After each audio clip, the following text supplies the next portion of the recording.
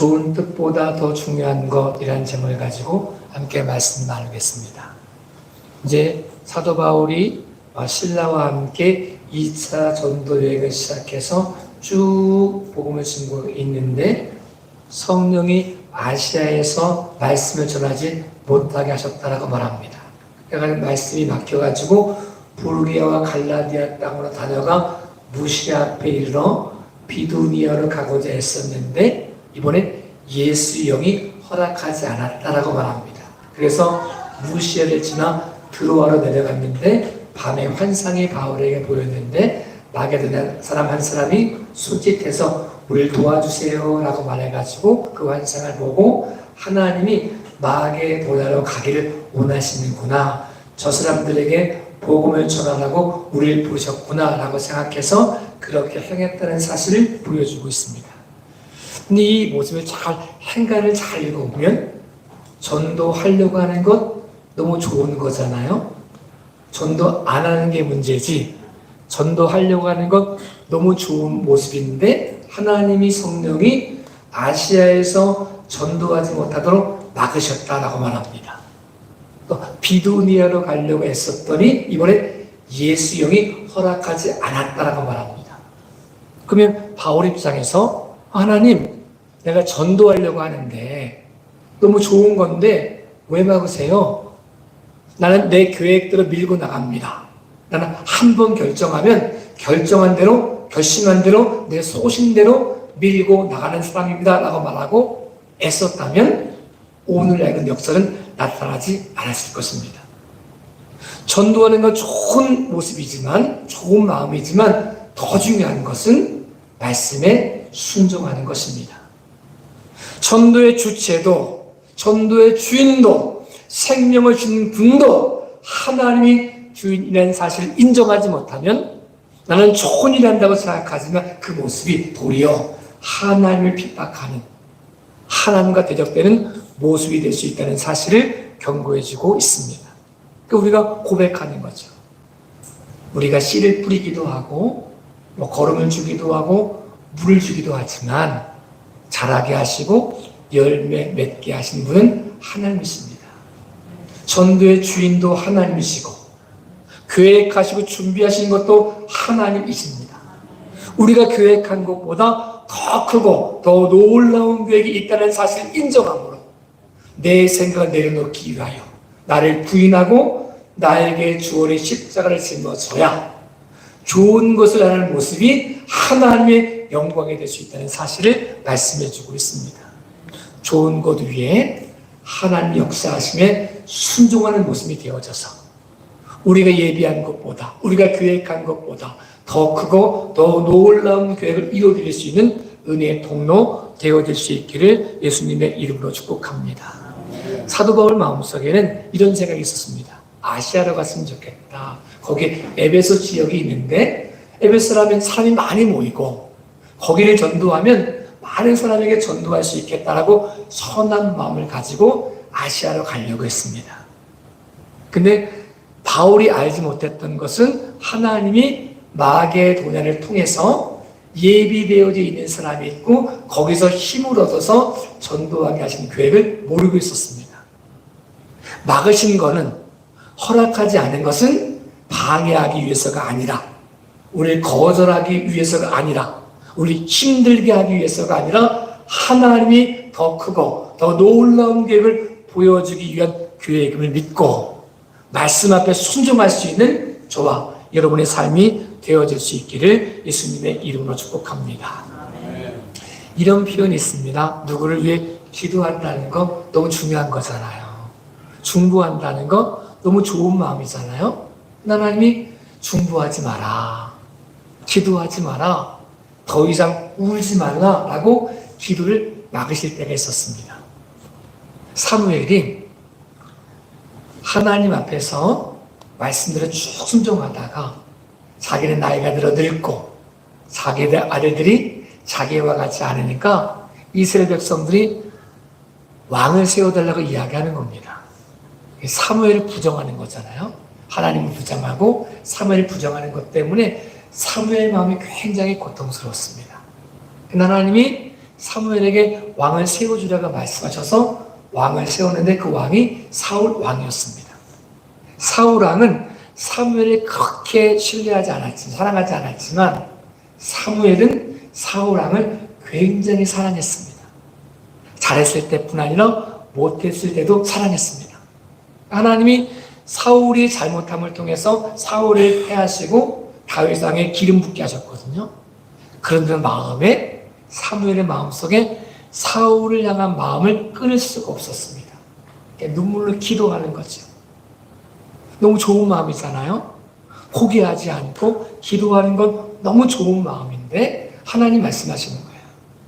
사무엘아, 그만 울어라. 그만 사울을 기도해라. 이제 사울의 시대가 끝났고 다윗의 시대가 시작되었다. 그런데 하나님이 새 일을 해가고 싶어 하시는데 네가 과거에 매여서 울고 있으면 내가 어떻게 마음껏 일하겠니? 이 말씀이거든요. 이 말씀을 듣고 사무엘이 고백하는 거죠. 하나님, 저는 한 번 기도하면 계속 기도합니다. 못 놓습니다. 이렇게 하는 게 아니라 그 말씀 앞에 무릎을 꿇습니다. 중보하며 기도하는 건 너무 중요한 일이지만 그것보다 더 중요한 것은 하나님 말씀에 순종하는 것입니다. 새 일을 행하신 하나님 앞에 순종하는 것입니다. 그분을 부인하지 않고 다윗을 세우신 하나님의 영광 안에서 나를 쳐서 복종시키는 것이 사무엘에게 주어진 사명임을 우리에게 말씀해 주고 있습니다. 우리의 인생을 살면서 과거의 어려움 때문에 고통을 당할 때가 있습니다. 하나님이 새 일을 해가고 싶어 하시는데 우리가 말하는 거죠. 하나님, 아니요. 제가 10년 전에 받은 상처가 너무 커요. 이 상처 때문에 아무것도 못하겠어요. 누구 이렇게 얘기할 수 있다는 거죠. 근데 하나님 말씀하고 싶으신 거죠. 아니, 지나간 과거 말고 새 일을 행하신 여호와 앞에 너희 생각을 내려놓고 과거의 아픔도 내려놓고 모든 것을 내려놓고 기도의 주인이신 하나님 앞에서 기도하라고 말씀하셨을 때 우리의 상처도 우리의 억울함도 다 용서하고 새롭게 행하시는 여호와 영광의 통로 되어질 수 있기를 예수님의 이름으로 축복합니다. 하나님 우리를 통해서 새 일을 행하시고 싶어 하십니다. 새 포도주는 새 가죽 부대에 넣어야 터지지 않는다라고 말씀합니다. 과거에 어떤 상처가 있었던 상관없이, 우리의 계획이 있었던 상관없이, 어떤 실패가 있었던 상관없이 우리를 통해 새롭게 일하시는 하나님 앞에서 우리 모든 과거를 내려놓고 그분의 말씀에 순종할 수 있는 저와 여러분의 삶이 되어질 수 있기를 예수님의 이름으로 축복합니다. 기도의 주인이 하나님이십니다. 기도하는 내가 중요한 게 아니고 내 기도의 제목이 중요한 게 아니고 기도를 들으시고 기도하게 하시는 하나님이 중요하다는 사실을 인정함으로 우리가 구해야 될 것 말고 하나님께서 구하라고 하신 것을 구할 수 있는, 기도할 수 있는 저와 여러분의 삶이 되어질 수 있기를 예수님의 이름으로 축복합니다. 우리의 기도를 막고 싶으셔서가 아니라 하나님 우리와 함께 새로운 일을 행하고 싶으셔서 막으시는 거죠. 내가 너와 함께 새로운 일을 행하고 싶다. 역사의 주인이 하나님이심을 고백하고 시간의 주인이 하나님이심을 고백하고 우리 모든 것의 주인이 하나님이심을 고백함으로 하나님이 마음껏 역사하실 수 있도록 우리 기도를 하나님이 원하시는 기도로 바꾸기 위하여 우리를 부인하고 우리에게 주는 십자가 짊어지고 믿음으로 순종하는 저와 여러분의 삶이 될 수 있기를 예수님의 이름으로 축복합니다. 우리 좋은 일을 행할 때 막히면 섭섭할 때가 있잖아요. 하나님이 다윗 마음속에 이런 마음을 주셨습니다. 다윗이 어려서 목동이었고 아무도 귀 기울이지 않았는데 거들떠 보지 않았는데 아버지도 인정 안 했는데 하나님이 저 멀리 있었던 목동, 시골의 목동을 기름 부으시고 골리앗을 이기게 하시면서 이락 스타를 만들어 주셨습니다. 사람들이, 여인들이 노래하는 거예요. 사울이 죽인 자는 천천히고 다윗이 죽인 자는 만만이로다 라고 말하는 거예요. 그랬더니 사울 왕 마음이 편치 않은 거예요. 그래서 이제 사울이 다윗을 죽이려고 모든 방법을 다 동원합니다. 다윗 도망 다닙니다. 아기스 왕 앞에서는 침을 흘리며 미친 척 해야 되는 모습까지 겪습니다. 다윗이 고백하듯이 죽음과 내가 멀리 있는 게 아니라 한 발짝밖에 떨어져 있지 않다 라고 말할 만큼 굉장히 위기의 시간을 겪었습니다. 그러다가 하나님이 은혜로 헤브론에서 왕이 되었습니다. 7년을 다스렸습니다. 사울 왕이 죽은 다음에 통일왕국이 돼가지고 이스라엘 전체를 다스리게 되었습니다. 그러다가 자기가 생각해 보는 거야. 내가 무엇이 갔는데 하나님 나를 이렇게 높이셨나. 생각해 보니까 너무 은혜가 큰 거예요. 백향목 궁에 거하면 생각해 보니까 너무 감사한 거예요. 그런데 자기는 백향목 궁에 거하는데 하나님의 언약궤는 장막에 있으니까 마음이 아픈 거예요. 그래서 내가 하나님을 위해서 성전 지어야 되겠다 이 마음이 주신 거예요. 나단 선지자가 이야기하죠. 막 이 마음 얘기하니까 나단 선지자 들으니까 너무 좋잖아요. 마음이 너무 순수하잖아요. 하나님 위해서 성전 짓겠다는데 나는 백향목궁에 거하는데 하나님 성전이 하나님이 언약궤가 장막에 거하는 게 말이 되냐? 이래가지고 성전 짓겠다고 하는 마음이 너무 좋으니까 나단 선지자 기도도 안 해보고 그렇게 하십시오. 좋은 마음입니다 라고 말을 해줘요. 그런데 하나님이 다시 나단 선지자에게 말씀하세요. 아니 성전 못 짓는다. 너 다윗에게 가서 성전 못 짓는다고 말해라. 근데 성전 못 짓는다는 이유가 다윗 편에 봤을 때 너무 억울한 거예요. 네가 준비 안 돼서 이게 아니라 네가 손에 피를 너무 많이 흘려서 그렇다. 억울하잖아요. 다윗이 누굴 위해 싸웠는데 하나님의 언약을 성취하기 위해서 가나안을 온전히 점령하기 위해서 통일 왕국을 이루어 하나님의 언약이 성취되어지기 위해서 7 족속을 몰아내기 위해서 그렇게 열심히 싸웠는데 목숨 걸고 싸웠는데 하나님 말씀하시길 너 피 너무 많이 흘려서 안 돼 라고 말하니까 너무 억울하잖아요. 그럼 다윗이 말씀에 순종하기 시작합니다. 성전의 주인이 하나님이심을 인정하기 시작합니다. 하나님 억울합니다. 내가 왕인데요. 내 마음대로 짓겠습니다. 열심을 다해 짓겠습니다. 라고 말했으면 건물은 지을 수 있었지만 화려한 건물은 지을 수 있었겠지만 성전은 되지 않았을 것입니다. 성전은 하나님 앞에 순종하는 모습이 성전이기 때문에 그렇습니다. 다윗이 이 말씀 앞에 순종하기 위해서 자기를 부인하기 시작합니다. 자기에게 주는 십자가를 짊어지기 시작합니다. 철저하게 순종하기 시작합니다. 그리고 자기가 할 수 있는 모든 것들을 준비하기 시작합니다. 이 모습 자체가 이미 성전입니다. 하나님께 순종하는 것 자체가 이미 성전입니다. 다윗의 모습을 보시고 하나님이 가장 그리워했던 성전은 솔로몬의 성전이 아니었습니다. 금이 막 칠해졌던 솔로몬의 성전이 아니었습니다. 예루살렘 성전이 아니었습니다. 하나님이 그리웠던 성전은 다윗의 장막을 그리워하십니다. 순종하는 사람, 말씀이 주인된 삶을 고백하는 사람, 그 말씀 앞에 철저히 순종한 사람, 자기 모든 것의 과정을 하나님 앞에 드린 사람, 이 모습이 하나님이 예비하신 성전이고 그 모습이 성전을 짓는 과정이었다는 사실을 우리에게 보여주고 있습니다.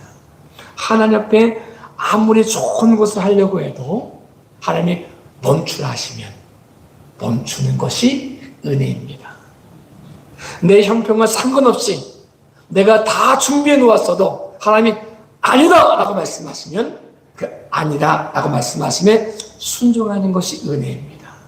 저에게도 여러분에게도 우리 열심보다 우리 생각보다 우리가 하는 모든 것들보다 하나님 말씀이 주인이심을 고백함으로 그 안에 순종하는 저와 여러분의 삶이 되어질 수 있기를 예수님의 이름으로 축복합니다. 하나님께서 왜 다윗에게 성전 건축을 막으셨냐면 다윗이 절대 왕권을 가지고 있었거든요.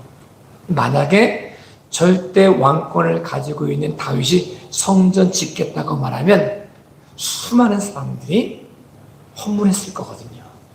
자발적으로 아니고 억지로 잘 보이려고 하나님의 주인된 모습이 아니라 다윗을 보고 헌금했을 거거든요.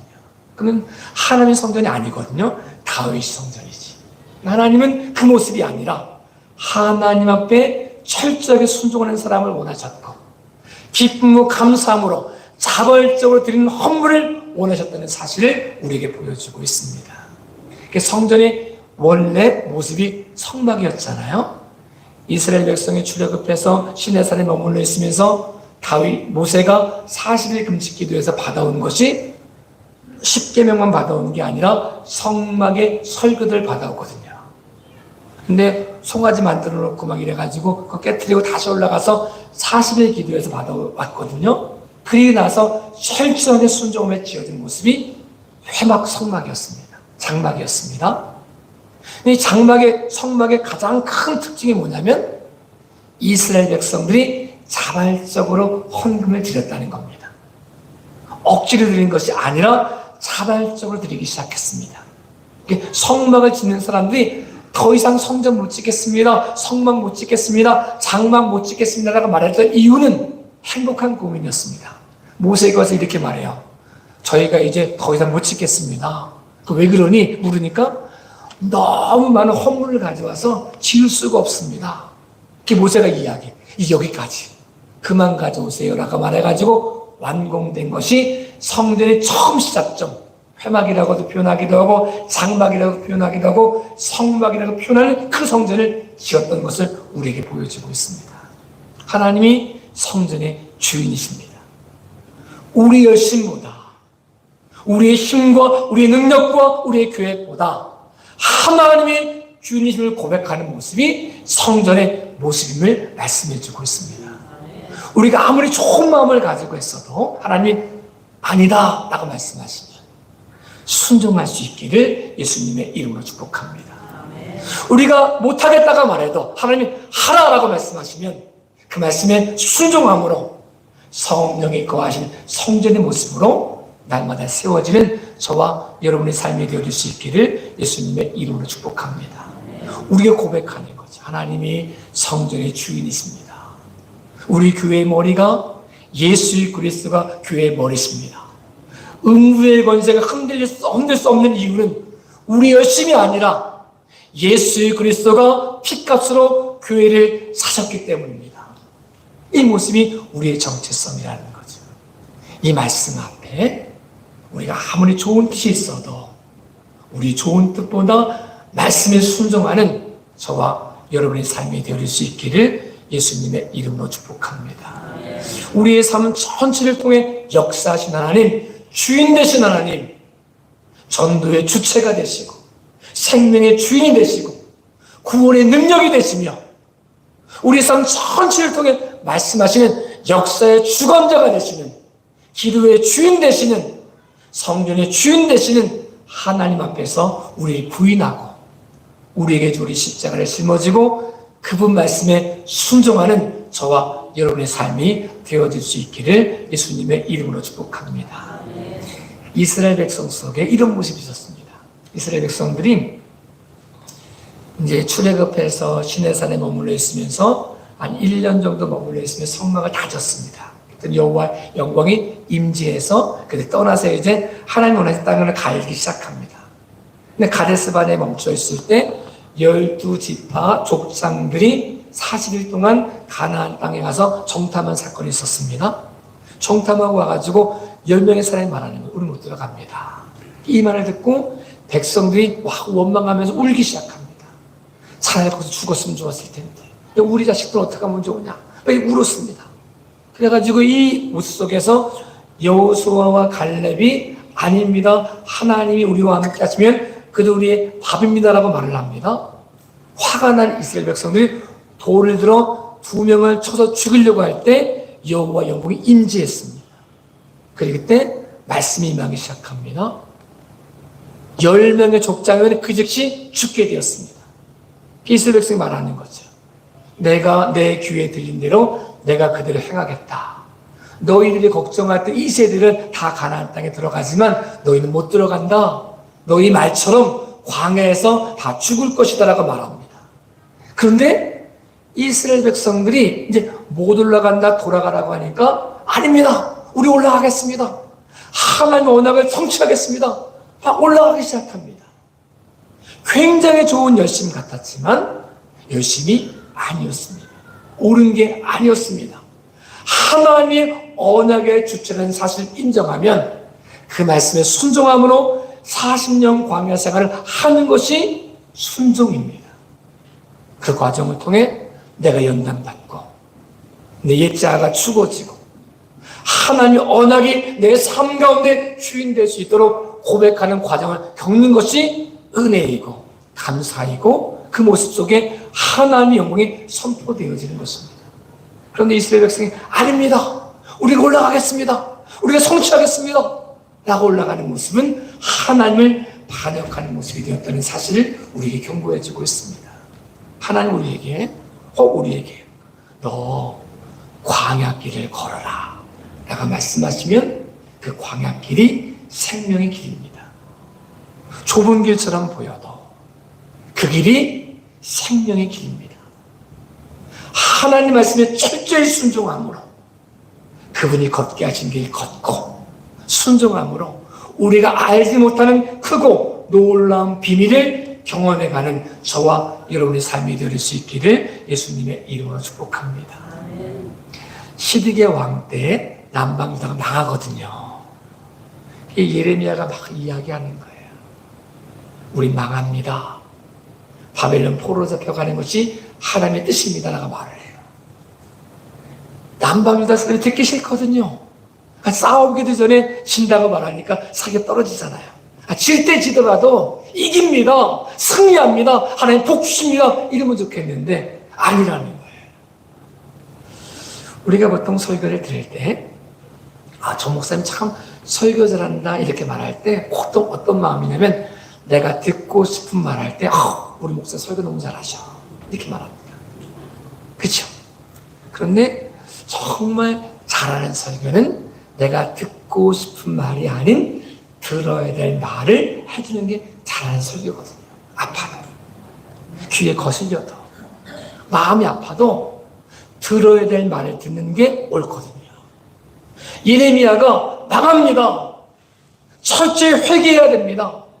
바벨론 포로로 잡혀가는 것이 하나님의 뜻입니다. 라고 말할 때 그 말씀 앞에 철저히 순종함으로 그 말씀을 듣는 것이 은혜인데 안 듣습니다. 예레미야가 너무 힘듭니다. 이제 그만 말해야지 라고 말하면 말 속에 불 붙는 불이 붙어가지고 토해내지 않으면 견딜 수 없고 토해내면 돌 맞고 시위대들에 갇히고 우물에 갇혀가지고 죽을 뻔하고 고생의 물 마시고 이런 거 하는 겁니다. 아무리 말해도 안 듣습니다. 하나님 이렇게 말씀하세요. 예루살렘에 한 명이라도 의인이 있으면 예루살렘 다 찾아가자 한 명 찾아내면 그 한 명 때문에 내가 예루살렘 성 안 망하게 하겠다라고 말씀하신 만큼 아무도 듣지 않는 거예요. 그 외로운 싸움을 하고 있을 때 고백하는 거죠. 바벨론 포로로 잡혀가 70년의 고생을 하지만 그 70년의 과정 속에 하나님의 계획이 있다는 사실을 철저하게 믿고 철저하게 우상을 배척하고 철저히 회개하고 새롭게 시작하시는 하나님의 영광 안에 거하는 것이 가장 빠른 길임을 우리에게 말씀해 주고 있습니다. 우리 안에 그리스도 예수 안에 걸어가는 길 속에 힘들고 어려운 길이 있다 할지라도 그 길을 걷기를 예수님의 이름으로 축복합니다. 들어야 될 말씀 속에 반응함으로 70년의 고난으로 끝나지 않고 철저히 우리를 낮추셔서 마침내 복 주시려고 하시는 하나님의 음성 안에 반응함으로 그 모습이 광야의 길을 내시고 사막의 강을 내시는 하나님의 영광의 통로 되어질 수 있기를 예수님의 이름으로 축복합니다. 좁은 길처럼 보이지만 험난한 길처럼 보이지만 그 길에 순종하는 것이 생명의 길을 걷는 것입니다. 저도 여러분도 말씀에 순종함으로 생명의 길 걸어가는 하나님이 인정하시는 길 걸어가는 그 길 속에 영광이 선포되어지고 모든 길의 주인이 하나님이심을 고백함으로 내가 보기에 좋은 길이 아닌 하나님 보시기에 좋은 길을 걸어가는 저와 여러분의 삶 되어질 수 있기를 예수님의 이름으로 축복합니다. 기도하겠습니다.